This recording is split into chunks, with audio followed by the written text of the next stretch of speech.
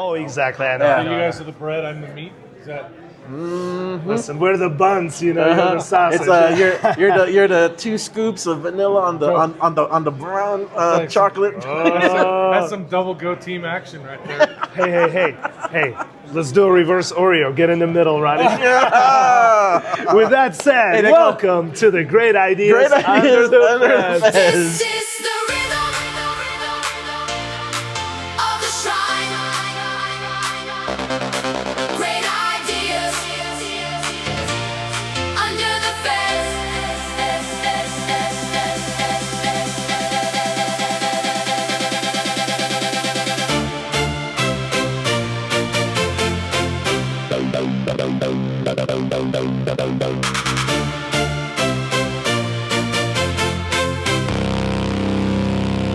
Welcome to Great Ideas Under the Fence.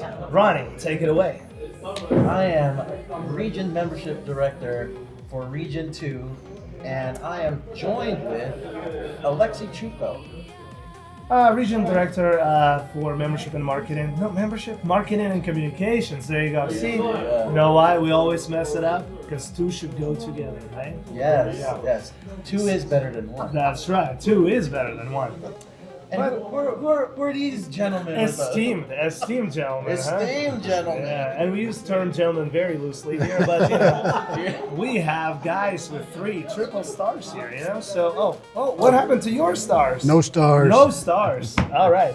So please do some introductions. We'll start with Imperial Sir Tim. Tim Forbes, first ceremonial master. Excellent. Dale Versalovich, Captain of the Guard. Marty Bartlett, Oriental Guide. I'm Dennis Hewitt, Imperial Trustee.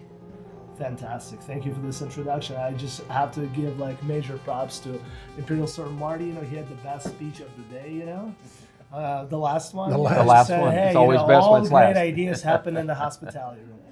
But our show is about great ideas under the fence. And we have some, you know, quick questions for you guys. We don't want to take away from your hospitality time. But first question of the night. Go ahead. So, first question that we have that a lot of nobles, you know, ask and everything, and they want to know what drives you? What drives you guys to be part of the Imperial line or to support Imperial?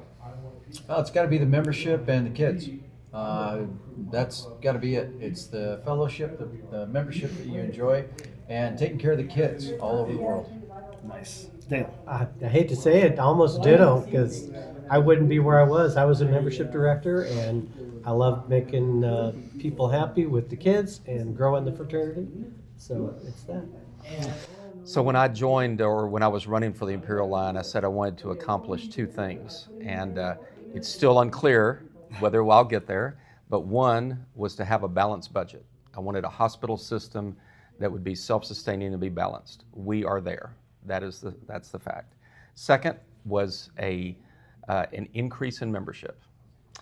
We have slowed the decrease in membership, but we've not started increasing it yet. So I have 4 years left to try to accomplish that, and so that's my secondary goal now, is to make sure that we are a growing organization to go with the fact that we're a thriving hospital organization. I'm Dennis Hewitt, Shriners Hospitals for Children Trustee, and what drives me is the stories, is that it doesn't take long to be around to hear about miracles that happen in our hospitals each day, and a kid that goes from here to getting better to be able to live their best life. Very good. All right, so since we kind of sort of focus on membership and marketing in our podcast quite a lot, right? The next question goes out to you guys in a manner that was presented today. We talked a lot about fun, right? The word fun has been like pronounced, I think, like 40, 50 times in like a matter of 2 hours. Give us your definition of fun. Dennis. Fun in Shrine. Yeah. Fun is my family. All right, that extended family goes into the Shrine. So being able to be around like-minded people that have a common cause is what my definition of fun is. Awesome. You know, for me, fun is embodied in the clubs and the groups that we put together. One of the neat things about Shriners is if you get 3 or more people together, you can start any group you want. It can be the drone club, it can be the barbecue unit, it could be, I mean, we've had a number of different ones that we've approved lately. The Bourbon and Strippers Club. No, that one. Oh, Oh, that one got wait, declined. wait. That one got declined. Yeah, that one was declined. You can have almost any club that you want. Funny, we approved that one. and No. members on that. There are some that you cannot do. That one was declined. But seriously, almost anything you want to do as a Shriner, you can put together and do it. And that's the exciting part about our organization is where you deem fun to be, you build that group around you. Excellent. Dale. For me, fun is just being with everybody, bringing my personality to elicit the best of the personalities around you, and having fun doing whatever we're doing. We could be working a booth at the fair, and we're gonna have fun because everything is we're just gonna work it. Just being with brothers is fun. Just being with brothers is wonderful. I mean, and telling jokes while you're doing it, and while you're frying food or while you're digging a ditch or something. When you're doing something with your brothers, it's fun. It's All fun. right, there you go. And finally, we have Tim, middle name Fun. Go. It's actually Every now and then you got to have some shenanigans, and you got to have. I mean, it's fun. Fun has to be first because the bigger the smile, the more enjoyable the experience, the more people want to be around it. I mean, fun is contagious, and people want to join the fun. And so, fun for me is the biggest smile, the most enjoyable experience that you can have. Whether it be with the fraternity, that family that we've chosen, or the family that we're born with, or the kids that we help. It's about the fun. Beautiful. All right. Awesome. So now let's go ahead and change up the questions and make it a little fun for people that are going to be listening or watching. So you guys have been around for a while, active definitely in the Shrine. We all know that. Now, if there was one thing that you could change about the Shrine, anything that it could be, what would it be? I'll put him on the spot there. He still needs to make it to the top. There's a Fifth Amendment right. There you go. There you go. I play the fifth. Okay, Dale is like, no. We know this guy will tell us the truth. I'm waiting. He's on the other side of the food chain. No, it's if there's one thing that I would change, it would be changing the numbers for our membership. And I'm going to tell you, I'm on several committees, and I can tell you that if we focus on 1%, and our membership drive is 1%, that 1% being on the financial, the committee and the capital evaluation committee, I can tell you we wouldn't be having the legislation problem about changing or whether or not deciding of whether or not we want to pay the reimbursements for the representatives or not. If we had 1% growth in membership, where would we be and how many more kids would be able to be helped? Many hands make light work. So how many people, would be doing more things to be able to achieve more stuff? That 1%, if I could change one thing, it would be changing our membership to grow 1%. Nice. Awesome. I think for me, it's if I could change one thing, it would be the mindset of every Shriner to really think about what they do and the consequences of their actions before they do it. Mm-hmm. Is everything you say to another Shriner has an impact on that gentleman. And if you come at them with positivity, you'll get positivity back. If you come at them with negativity, you'll get that back even worse. I learned that in my career at UPS.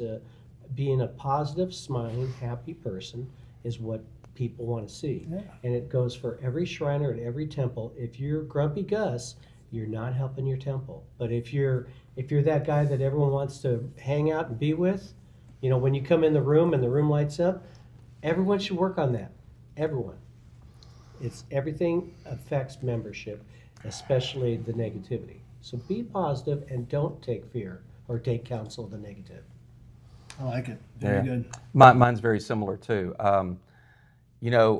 People don't want to join an organization where it's a bunch of old guys sitting around debating about what the finances are. They don't want to join an organization where people argue, where they talk about, let's spend 10 minutes reading the minutes, let's do all these things that are very administrative in nature. They want to be a part of something fun and exciting and exhilarating. If you think about it, we've only had a hospital for 100 years. We've had shrine organizations for 150 years. Yeah. It started with fun and fellowship and getting together as brothers and having a good time together. And that's what we got to get back to. Yeah. And Tim and Dale, if we focused on that, if we focused on making it so fun and so exciting and so exhilarating, membership will fix itself. They will flock in to be a part of us because we're the coolest, most exciting organization to be a part of. Exactly. I love it. This guy got my vote. That's it. Not at a camp. I didn't know we got prizes. And right. there is a prize. You didn't know? Come on. Okay. So first person off the island. Dennis, thank you. You've been great. You didn't get the pinstripe memo. That's right. Yeah. Mr. Pinstripes. All right, but no. So now this is your big grand finale. This to is this it? round. No. Come on. Tell us. Well, we're in Las Vegas, Nevada, so I'd like to change how much money I lost last night. Oh, wow. Good I'm luck. with you. Good luck. So what are you saying? There's going to be another increase in the dues, That's where it's going. Yes. We'll send them to your temple. But from a shrine standpoint, Right. and being on the hospital side as a trustee, is that we've operated for over 100 years, and we've treated over 2 million kids. So what I'd most want to change is instead of 2 million, we've treated 4 million, and that's where we're headed, to treat more kids. Fantastic.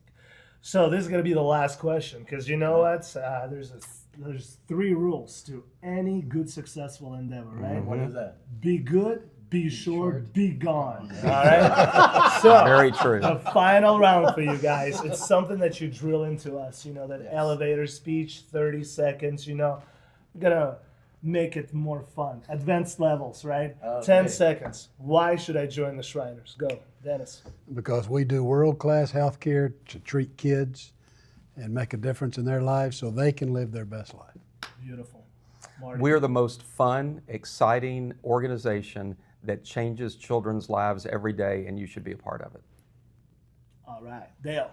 You guys are Killing, man. me. Come You're on. killing me.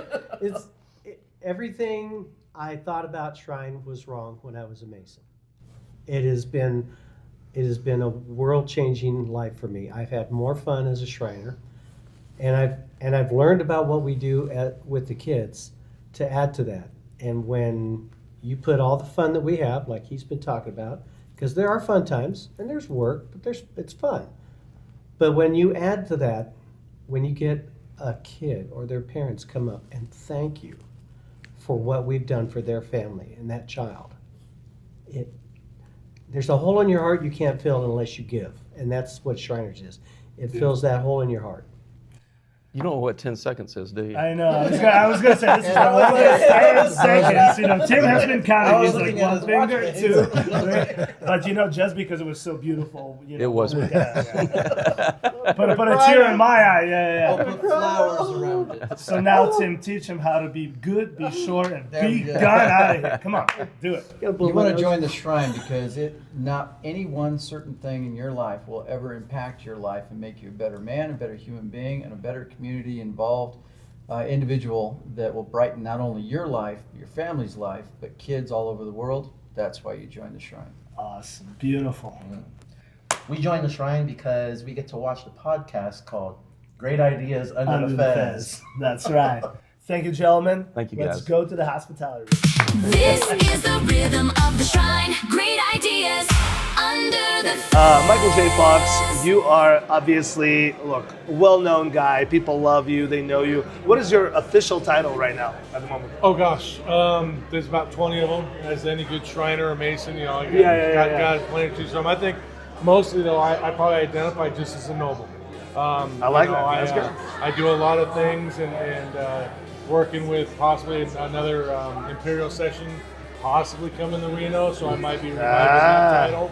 So, but mostly I'm just a guy. I'm just a noble. But officially, I am the one of the executive membership directors for the executive Imperial team.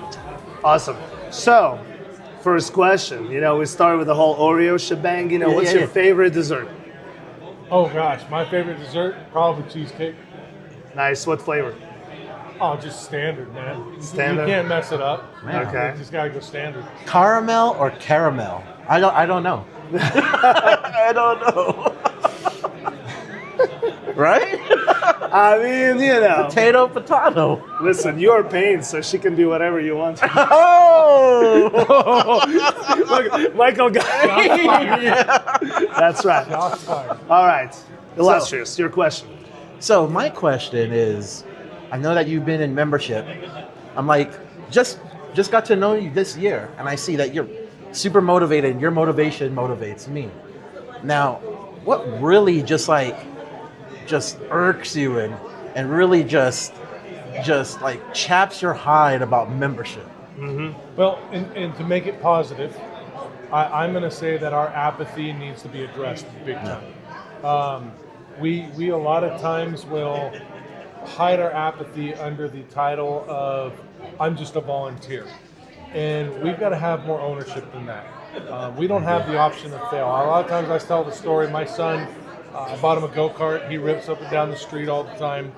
And he asked me, 6 months ago, Dad, when can I start go-karting with the Shrine?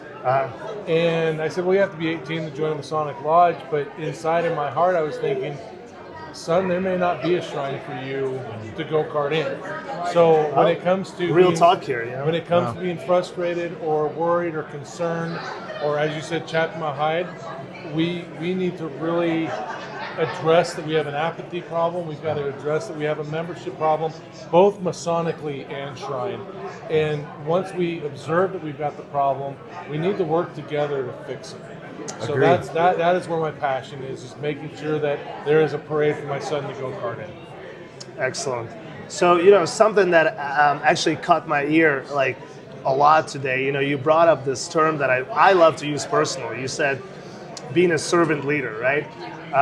Like in my humble opinion, that is something that we're like missing, not just in Shrindom, or Masonry, just society as a whole, that is something that needs to be taught. Everyone wants a title, everyone wants to have authority or power, right? But truly nobody wants to do the groundwork, right? And it will take all of us, getting together, working towards this common goal. So, kind of continuing on from your question and what you've just been saying, what are some of the important steps we need to do, you think, as a group, as an organization, to make sure that we do exist for when your son would be of age to join? Absolutely. I covered it in the PowerPoint at the Shrine Association meeting, and all the Shrine Associations have the same messaging that's coming out in the PowerPoint. And we've got to start working together. Whether it benefits you as an individual does not matter. That servant leadership does it benefit the goal moving forward? Are we working together moving forward? It doesn't matter what you want. It matters what's going to propel the Shrine forward and get our membership back up to those 1980 numbers, that 980,000 current active members. That's what we really need to work towards, and that's what that servant leadership is. If we're working together and we're pulling on a tug-of-war rope against each other, we're going to go nowhere. And another part of that is consistency. We've got to be consistent. We can't say, okay, we're changing the whole plan now that old so-and-so's potentate. We've got to have a consistent 5, 10, and 20-year plan, and we've got to stick to it and have that consistency regardless of who just happens to be the leader that year. Thank you. Yeah, very good point. Ronnie. Now, we have our Region 2 marketing director here, since you guys didn't know, but I just wanted to ask you too is, especially with your son and the newer, kids that that are getting of age and everything, and also just trying to attract younger members to the Shrine. How important is marketing to membership? It's 100%. We market all the time, and something we've learned about marketing in the last 20, 30 years is that marketing is not just advertisements on TV. It's not just a social media post. It's everything we do. It's that elevator speech you give out. It's when somebody sees you having fun or sees you in a parade on the news or sees you transporting kids to the hospital and that curiosity comes up. How are you going to respond to that curiosity to turn that curiosity into somebody joining the organization and bettering themselves and bettering the organization? So marketing is it's so much wider than what it used to be as just television advertising or print advertising. It's everything and how you address or move forward with the organization. I'm gonna agree with that too. Do you have anything to add? Oh, absolutely. He just brought up curiosity, Is that what brought you to be a lifetime member in the LARPing club, or what? honest truth now. Yes or no question? Yes or no question? No, I didn't join the LARPing club, but I absolutely encouraged them, and I 100% opened the doors and made things easy for them, because while it may not be what I want, if it's going to further the cause, if it's going to get people to join, look, there's something for everybody in society. So why should Shrine be any different? There should be something for everybody to enjoy and to do. Okay, no, I like that. That's really good. And just going back towards the marketing, like, again, you'll nailed it right there. Yeah. You know what I mean? It's every little interaction, every little thing we do. Actually, things, even small things, how we behave with others, right? You are selling Shrine with every single daily occurrence that you have with your friends, with your neighbors, Eventually they'll ask, and eventually they'll be like, oh my God, you're having so much fun, you're living this amazing life. How can I be a part of it? That happened to me with like literally 3 neighbors who already are Masons. Some of them going to be joining the Shrine later on. Well, fun is infectious. It is. And people forget that. When somebody sees a group having fun, they'll feel feelings of jealousy, like who do they think they are? They're better than me. But they'll be like, why are they having so much fun? And if you make that infectious fun welcoming, then it opens the doors that people are going to join because they want to be part of fun. They want to be part of that excitement. Agreed. And there's not enough fun in the world anyway, these days especially, right? Well, with the advent of social media and everything now, it makes things less personal. Right. And that's I see a lot of things where men and even like women, they're missing that connection. And a fraternity like ours, we've done this for a long time, and we know how to have fun. And they don't approach us because, hey, I want to help I want to join because of the hospital. They really don't. They've been approaching us, because, hey, what are you guys doing? You guys are having fun. What are the red hats for? Exactly. But and in reality, you think about it, right? We have actually the best product. That people are seeking right now. Yes. They say, outside of when you're done with college, right, your circle of friendships is people you work with essentially, and maybe people from your church if you go to one, right, or your temple, whatever, right. Mm-hmm. So that's when Masonry and really Shrine can come in, because we bring that social, much needed social interactivity, right.